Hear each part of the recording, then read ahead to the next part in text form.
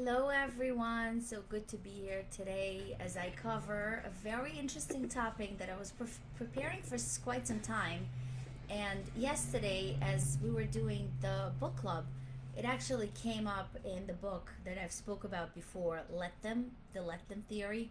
And in that book, the author touches on something very crucial, I think, very important for all of us to understand, and that is comparison. So I want to talk today about comparison.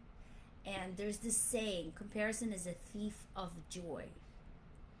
Or is it not? Have you ever had that moment when you scroll through social media and you see someone's success, and then suddenly you feel this very bad feeling, right? Dissatisfaction with where you are in life. We've all been there, right? We feel great one moment, and then just like that, we're doubting ourselves. But here's something you might not have expected. What if comparison isn't as destructive as we've been told? What if it can actually help us grow and achieve so much more than we've ever imagined? Stay with me, because we're going to explore the surprising truth about comparison today. And I know it sounds counterintuitive. I've been reading some fascinating insights from one of my favorite blogger, Nir Eyal. He has an amazing Instagram. He talks a lot about procrastination, but I was reading one of his blogs about the psychology behind comparison. And I want to share how it could actually be the key to such a more successful, fulfilling life. Now, we've all heard that saying I started with, comparison is a thief of joy. And the idea is very simple. When we compare ourselves to others, it steals our happiness.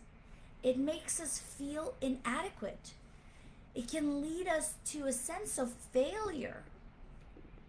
But what if this conventional wisdom is actually incomplete?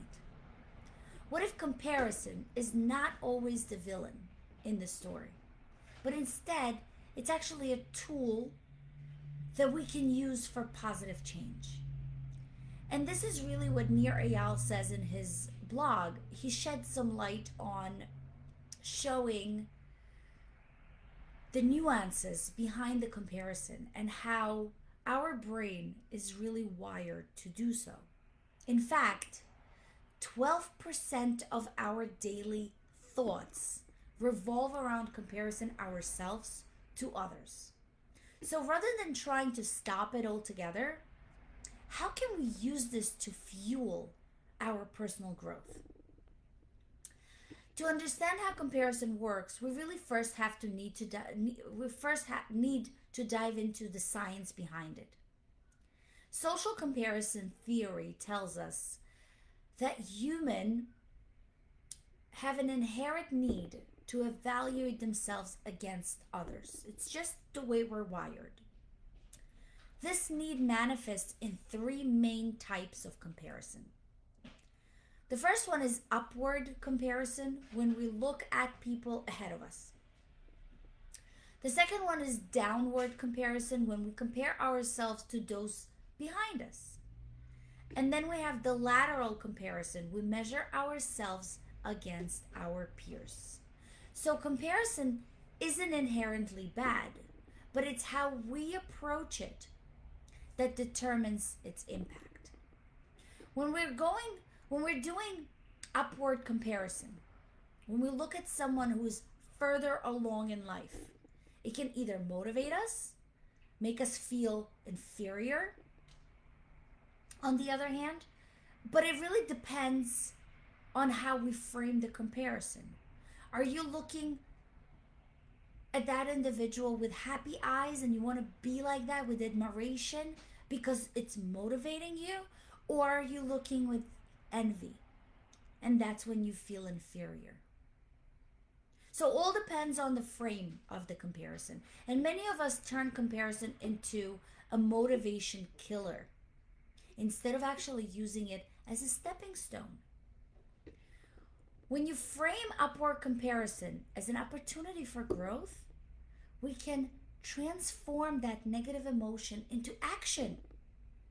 If we look at someone who achieved something we want and we think, if they can do it, so can I. That's where growth happens. Now let's talk about envy, which is the other side. Yes, that feeling we all love to hate. There are two types of envy that come up from comparison or during comparison. We have the good envy, which is the benign envy, and this is the type of envy that motivates us. It's the feeling that sparks the inspiration.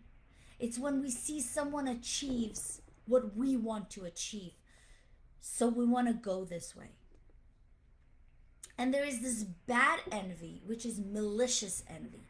That's the type of envy that breeds resentment, makes us wish failure upon others. Those two types of envy affects our lives differently. And if you recognize the differences, it is so crucial because that's how you can make changes in your life in a good way. Benign envy, which is the good envy, is the key. When we see someone ahead of us, instead of thinking, I'll never get there, we should channel that energy into believing, I can get there too. When we flip the script on envy and use it for motivation, we experience what's known as approach motivation, which is a powerful force that pulls us toward our goal. But let's be real. Comparison can also go south. This happens when we focus on gaps instead of journey. When we fall into the contrast effect, everything seems worse. For example, we can feel great about our own progress until we see someone else's success, and then all of a sudden, our own achievement feel insignificant. Have you ever felt this way? Maybe you hit a milestone, but seeing someone else's bigger success, bigger milestone, made you feel like your own progress doesn't matter.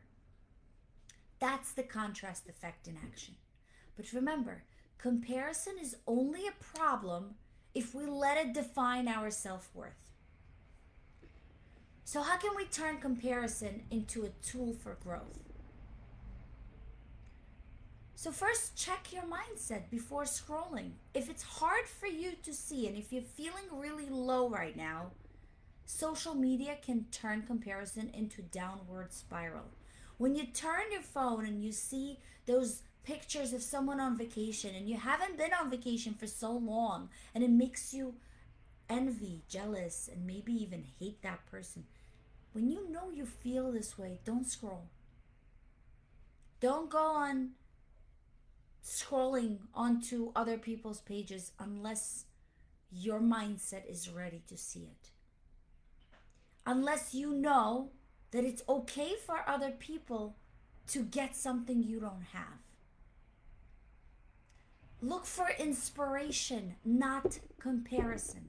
Instead of seeing someone else's success as a threat, think about it as a blueprint for your own path. Practice gratitude. Whenever comparison makes you feel bad, shift it. Shift that focus into things that you do have, things you are grateful for. And instead of saying, oh, that person is enjoying the vacation and I can't even do that, tell yourself, remind yourself the times you have.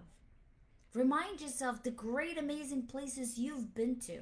And I'm just using that as an example. There's so many other things that you can compare yourself with. Somebody gets a house and posted. Somebody's getting engaged, marriage, and we all, certain things just make us upset because we all want this. And like I said, our brain is wired in this way to compare. But get specific about your envy. If you're feeling envious, dig into why. What exactly about this specific success speaks to your desire? Instead of looking at that in a negative way, turn comparison into a positive force. Frame your comparison positively. Instead of thinking, I'll never catch up, think, if they can do it, I can do it. Shift to self-comparison. Treat yourself kindly in moments of comparison. Define your own success. Let other people inspire you, but never let their path define your worth. Turn envy into inspiration. Ask yourself, what does this envy tell me about my true desires? So here's the key takeaway for today. Comparison is inevitable, but it doesn't have to steal your joy. When you learn how to channel that feeling constructively, you can use it as a powerful tool for your own personal growth. The choice is yours. Will you let comparison be stumbling block, or will you use it as a stepping stone? If you find this useful, drop a yes in the comment.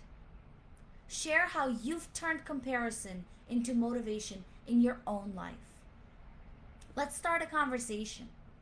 How do you use comparison to fuel your success? Don't forget to follow for more tips on personal growth. Share this with someone who you think needs a reminder that their path is their own. Let's inspire each other, not compete. And I will see you all next time.